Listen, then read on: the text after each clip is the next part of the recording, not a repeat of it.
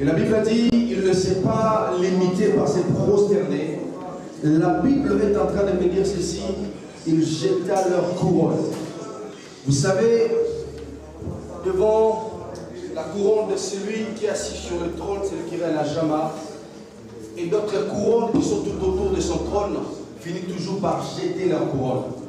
J'aimerais ce matin, au travers de cette atmosphère, si tu peux jeter ton couronne devant la présence de Dieu. La couronne dans ta tête ne peut pas être comparable à la couronne de la tête de Dieu. Ce matin, souviens-toi de là où tu es appris et de là où tu es amené. Souviens-toi là où tu as pris ta famille et là où tu as fait arriver ta famille. Regarde là où tu as pris tes enfants et là où tu es en train de les amener. J'aimerais ce matin une âme se dispose devant la présence de Dieu. Nous sommes tellement habitués, l'Église, de demander à Dieu. Si on dit que demande à Dieu tout ce que tu veux, ton cœur sera motivé de le faire. Mais si on dit adore Dieu là où il y a un problème dans l'Église, laisse-moi te dire, si tu n'as pas appris à adorer Dieu sur la terre, tu ne pourras pas adorer Dieu dans les cieux. Parce que là-bas, il n'y aura pas les demandes, mais là-bas, il y aura de l'adoration. J'aimerais que ce matin, nous puissions commencer déjà à exalter la présence du roi. Nous commençons déjà à goûter l'éternité ce matin parce que la présence de Dieu est là. J'aimerais que tu commences maintenant à élever ta voix, à élever ton âme, à élever ton esprit devant la présence de Dieu pour adorer Dieu, pour célébrer Dieu. Sans la musique pendant quelque temps, lève ta voix église pour célébrer Dieu. Lève ta voix église pour exalter Dieu. Lève ta voix église pour honorer la présence de Dieu. Lève ta voix église pour adorer le roi des gloires. Lève ta voix église pour célébrer Jésus. Lève ta voix église pour célébrer celui qui a vaincu la mort. Lève ta voix église pour célébrer la présence de celui qui est ressuscité de mort après 3 jours. Église, élève ta voix pour adorer Dieu. Église, élève ta voix pour adorer l'homme de 33 ans. Élève ta voix pour adorer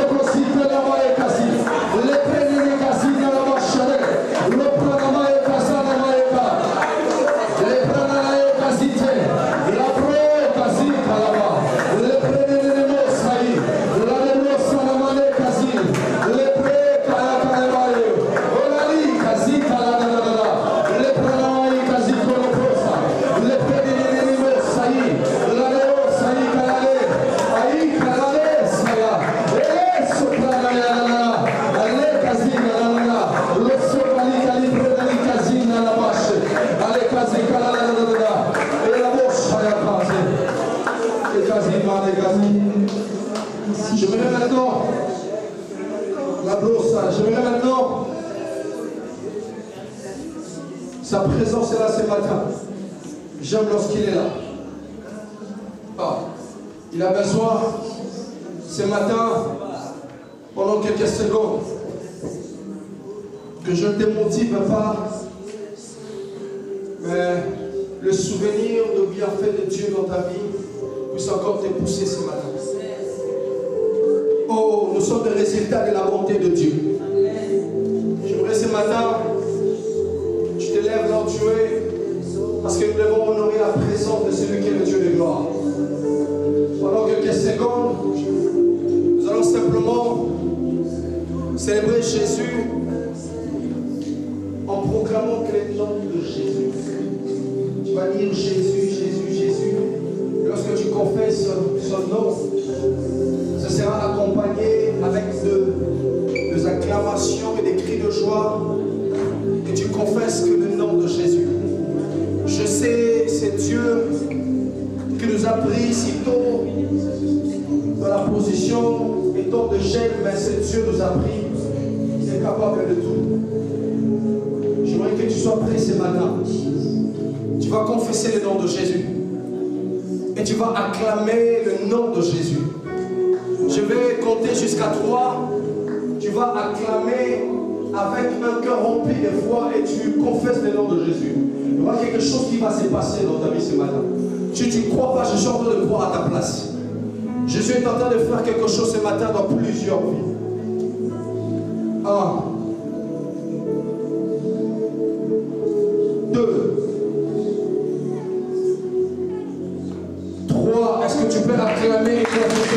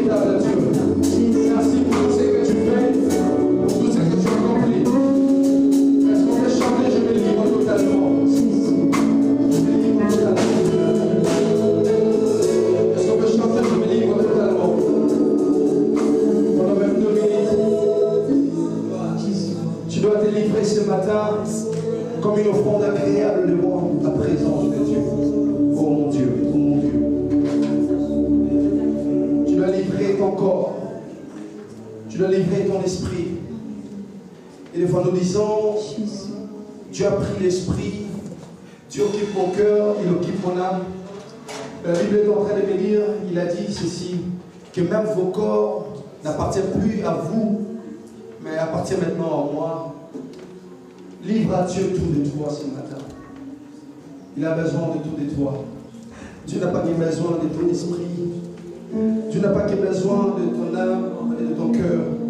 Il a aussi besoin de ton corps ce matin. Il a aussi besoin de tes pensées ce matin. Si quelqu'un peut le faire, lorsque je donne à Dieu mon corps, rien ne peut m'empêcher de m'agenouiller devant la présence de Dieu. Si j'ai donné mon corps à Dieu, rien ne peut m'empêcher de dormir par terre pour la gloire de mon Dieu. C'est pour cela que je me livre ce matin devant toi, le Créateur de toutes choses. Celui qui a créé le ciel, celui qui a créé la terre, celui qui a créé l'homme. Restez concentrés, restez connectés. Derrière cette atmosphère, Dieu est en train d'agir, Dieu est en train d'agir, Dieu est en train d'agir. Livre-toi ce matin. Je me livre totalement.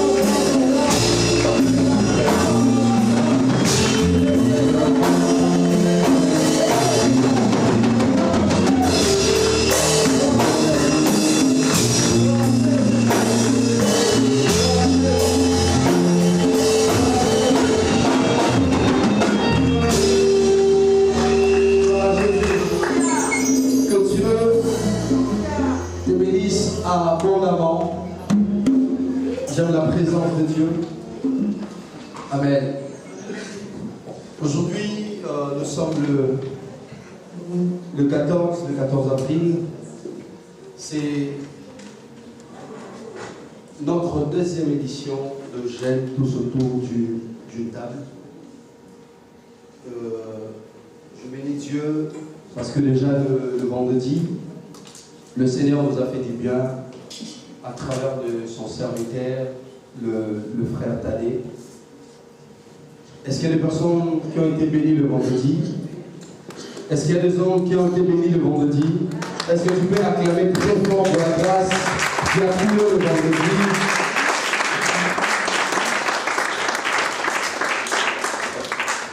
Que Dieu te bénisse, mon frère Tadé, pour la grâce qui a coulé le vendredi. J'avais beaucoup aimé une chose qu'il avait dit. Il est en train de parler de ces deux femmes. Dans la Bible, l'histoire de ces deux femmes, l'une avait tué son bébé et l'autre, son bébé était en vie, mais elle était en train de dormir. Et des fois, lorsque nous prêchons sur ça, mais on ne tire pas vraiment attention de regarder le rêve de la femme qui avait son bébé qui était en vie. Et j'avais beaucoup aimé ce qu'il avait dit, comment une maman, elle peut dormir sans se rendre compte qu'il y avait un bébé.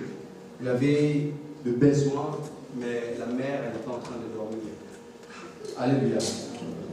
Et je crois fermement que tu étais vraiment béni et que Jésus, s'il n'avait pas agi, ses disciples ne pouvaient pas croire en lui. Ses disciples ont cru parce que Jésus avait produit un miracle. Je crois ce matin aussi, dans notre dernier jour, dans notre clôture, ce n'est pas mon heure, mais est-ce qu'on peut le dire ensemble? Ce n'est pas mon heure, mais donc le mais là est en train de te dire, même si ce n'est pas ton heure, ne parle même pas que ce n'est pas mon temps, ce n'est pas mon heure, ce n'est pas mon âge, mais ce qui est important, c'est que Dieu t'attend de puisse faire quoi? D'agir. Que Dieu le bénisse abondamment. Je suis vraiment désolé aujourd'hui si tu pensais peut-être que tu vas louer, tu vas danser. Bon, le culte, on ne peut pas seulement faire un culte comme nous sommes habitués. Il y a des fois, le culte d'or, si c'est passé, on n'a pas dansé, mais Dieu, son cœur est rempli de joie. Alléluia. Je vais rapidement appeler le frère Bob. Il va témoigner rapidement après le frère Bob.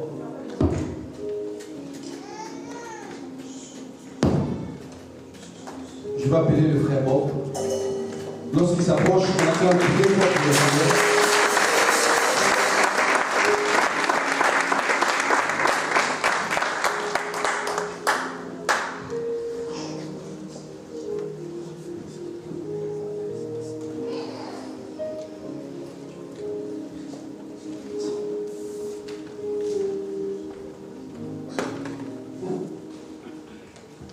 Chaleureuse, cordiale salutation, peuple de Dieu. Amen. Je serai bref. Des fois, il faut ressasser le passé pour rendre compte de la grâce de Dieu dans nos vies. Voir d'où l'on vient, où nous sommes. Cela dit, c'est avec mon cœur que je parle aujourd'hui. Je reconnais que ce n'est ni par ma force, ni par mon intelligence, ni par mon intelligence, ni par mes efforts, que jour pour jour, 15 ans de cela, je suis papa pour la première fois. Des jours de preuve, mais en voyant tout ce qui s'est fait, je dis avec foi et avec force que c'était aussi le jour de réussite. C'est dans l'abondance du cœur que nous pas, c'est un jour exceptionnel pour moi parce que le 14 avril 2009 est née Plamedi da Silva Bakou, ma première fille, à qui je rends hommage aujourd'hui. Je bénis l'Éternel pour ta vie, Plamedi. Plamedi qui signifie plan merveilleux de Dieu. Sois béni, Plamedi. C'était pour moi l'occasion de remercier Dieu. Je voulais le faire officiellement cette fois parce que j'en ai l'habitude, mais c'est entre moi et lui, mais je voulais faire quelque chose de différent aujourd'hui. Dire merci à Dieu devant tout le monde. Et dire à tout le monde qu'il y a des moments difficiles, mais on parvient toujours. Soyez bénis. Amen. Merci.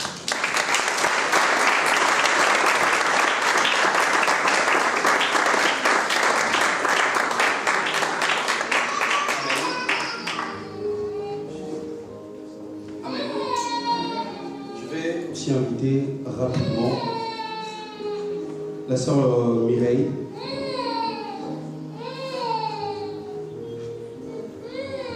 Je vais inviter la sœur Mireille. Lorsqu'elle s'approche, on attend tout le monde.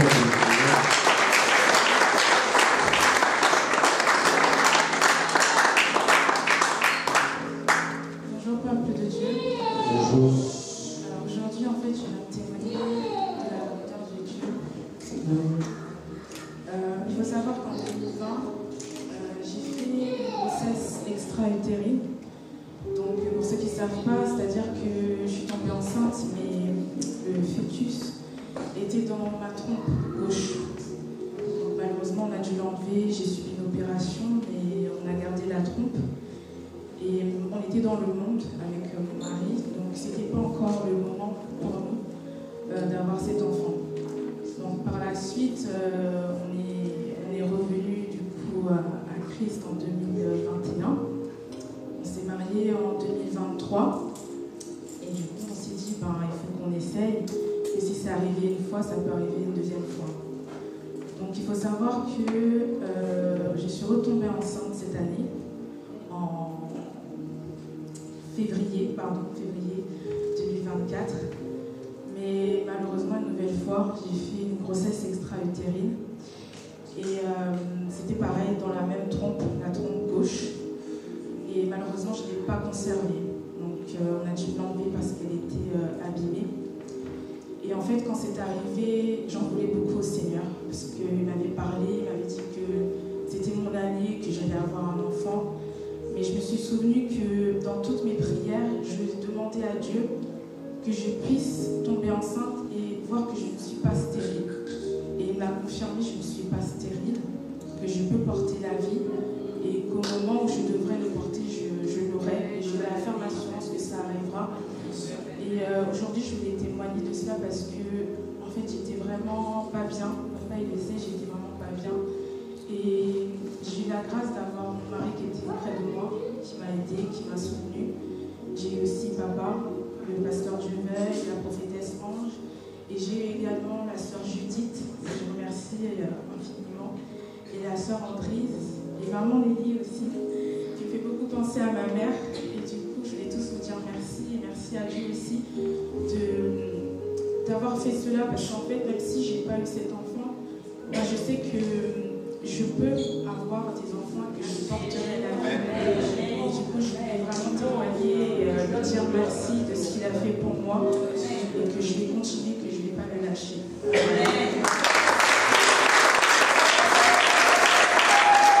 que tu as gagné plus de fois pour le Seigneur?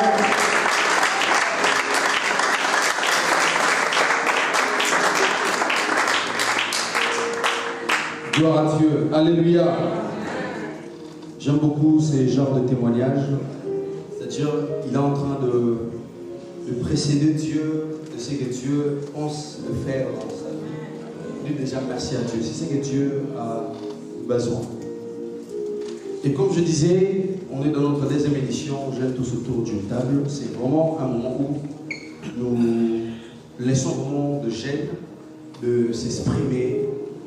Et d'écouter la pensée que Dieu avait mise dans le cœur de plusieurs jeunes. Et je crois que ce matin, c'est un culte qui a été organisé par la jeunesse, mais ce n'est pas forcément un culte qui concerne que de jeunes. Et je crois que toi aussi, tu as ta part dans ces temps que nous sommes en train de passer. Et c'est pour cela, ce matin, j'ai deux jeunes, une fille et un frère, qui vont précéder le prédicateur de ce matin. Avant que le prédicateur puisse passer, je veux inviter d'abord le frère qui viendra nous parler même pendant 5 minutes ou 6 minutes pour partager la pensée de Dieu. Alléluia. Amen. Donc, si tu es en train de sous-estimer ton fils, ta fille à cause de l'âge, mais laisse-moi te dire, Dieu avait déjà investi dans sa vie. Et ce matin, je vais inviter mon frère que j'aime beaucoup. Il va passer pour partager pendant 5 minutes, 6 minutes la pensée que le Seigneur avait mis dans son esprit pour ces temps. Le frère Régis, lorsque on appelle le frère Régis, parce que je crois qu'on est très fort pour encourager la grâce de Dieu dans la vie de notre frère Régis. Parce que Dieu l'a appelé très fort. Est-ce que vous pouvez encourager les jeunes qui ont donné leur vie à Jésus, qui ont donné leur jeunesse à Jésus? Est-ce que vous pouvez encourager un acclamant très fort le Seigneur? Gloire à Dieu, gloire à Dieu, gloire à Dieu.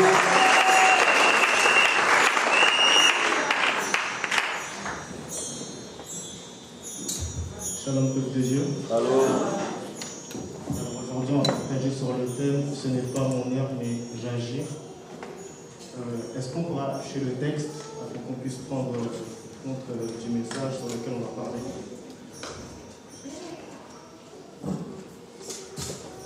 Deux gens par avance. Est-ce que quelqu'un peut faire la lecture, s'il vous plaît?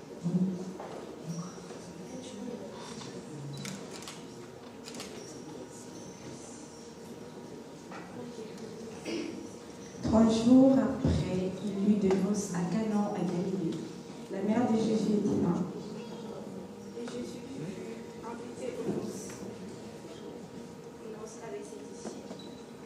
Le vin ayant manqué, la mère de Jésus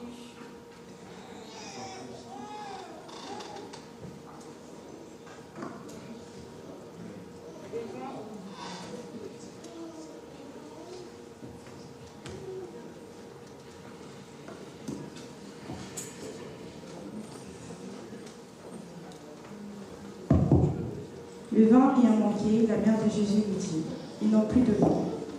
Jésus lui répondit, femme, qu'y a-t-il entre moi et toi? Mon heure n'est pas encore venue. Sa mère dit au serviteur, faites ce qu'il vous dira. Or, il y avait là 6 vases de pierre destinés aux purifications des Juifs et contenant chacun 2 ou 3 mesures. Jésus leur dit, remplissez d'eau ces vases, ils les remplirent jusqu'au bord.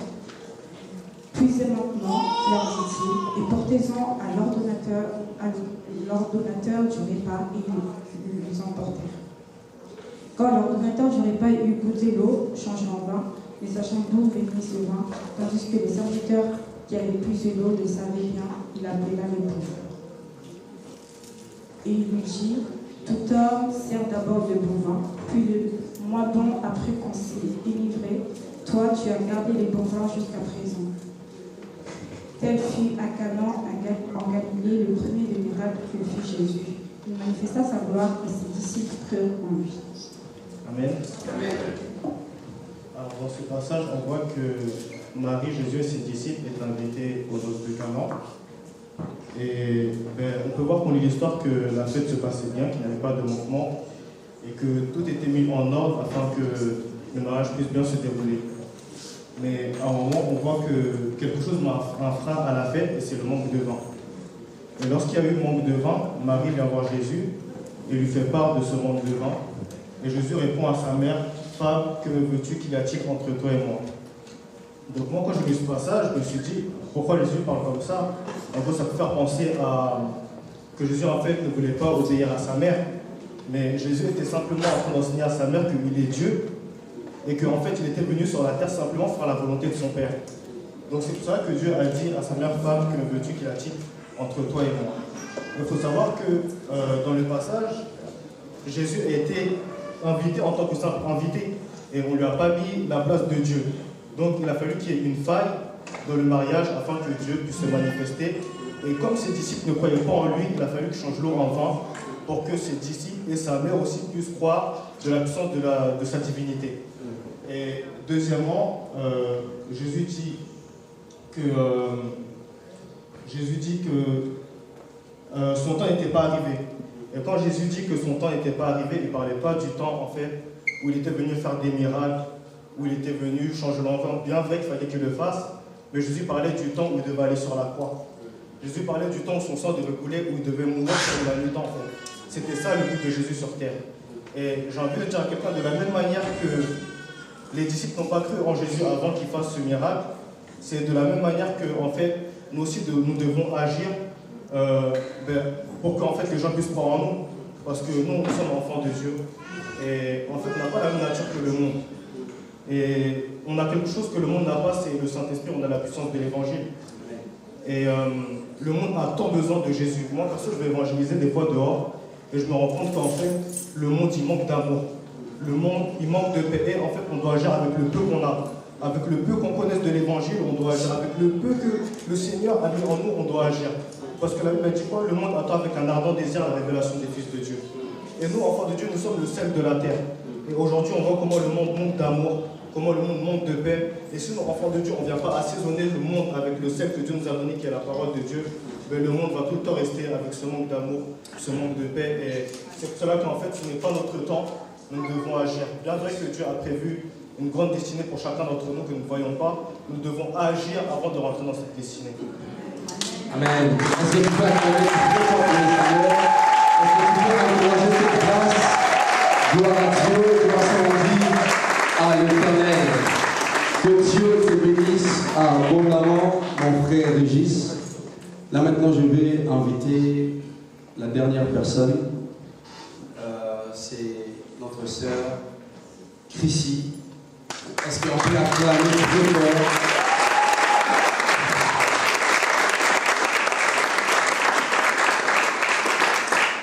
Shalom, peuple de Dieu.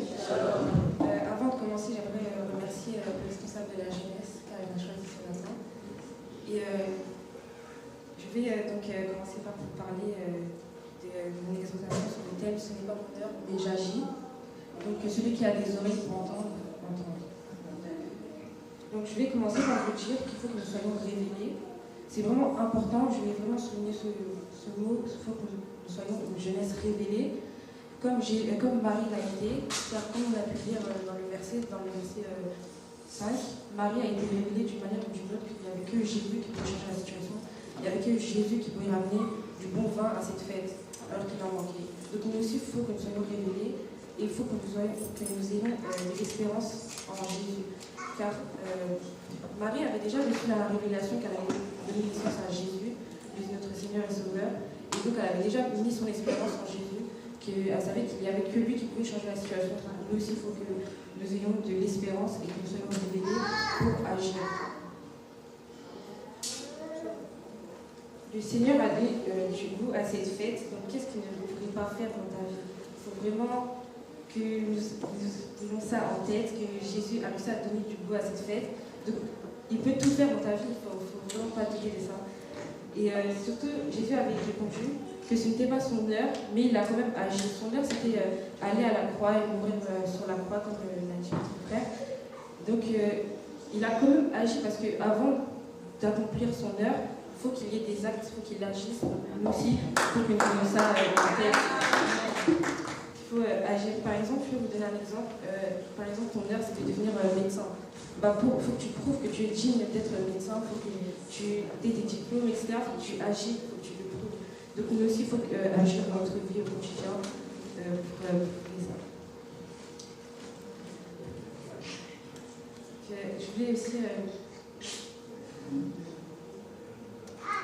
je vais vous dire aussi, jeunesse, il faut que nous soyons réveillés. Il ne faut pas que nous soyons endormis, il faut toujours toujours être réveillé pour agir. Et vraiment pas, je suis un peu stressée.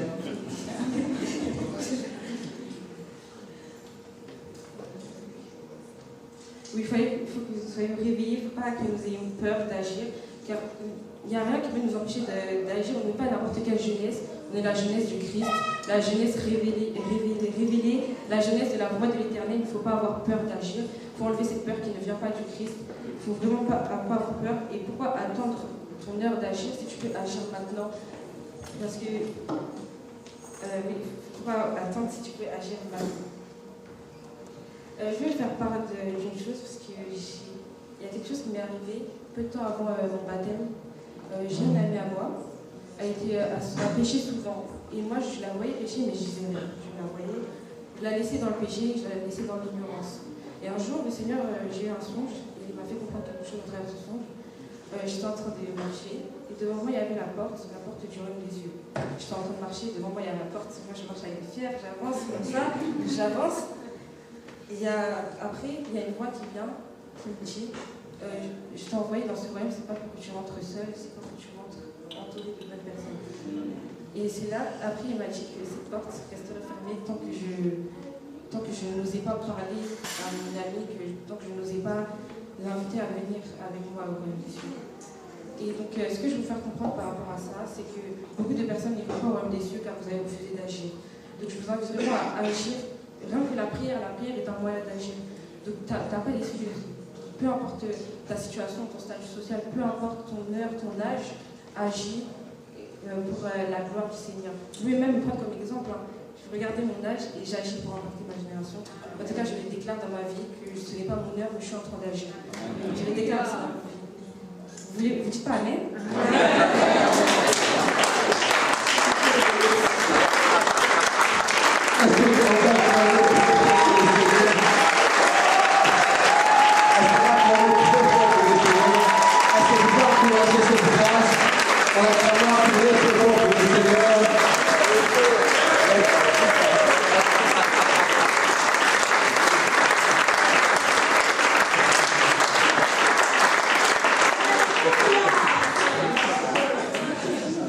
Gloire soit rendue à notre Dieu.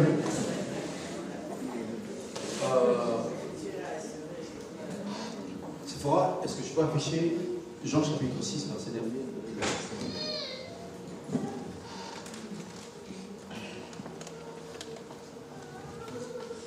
Prépare déjà ton cœur parce que nous allons entrer dans ce moment de la parole de Dieu. La Bible dit dans le livre de Jean chapitre 6, verset 9, il y a ici un jeune garçon qui a 5 pains d'orge et 2 poissons.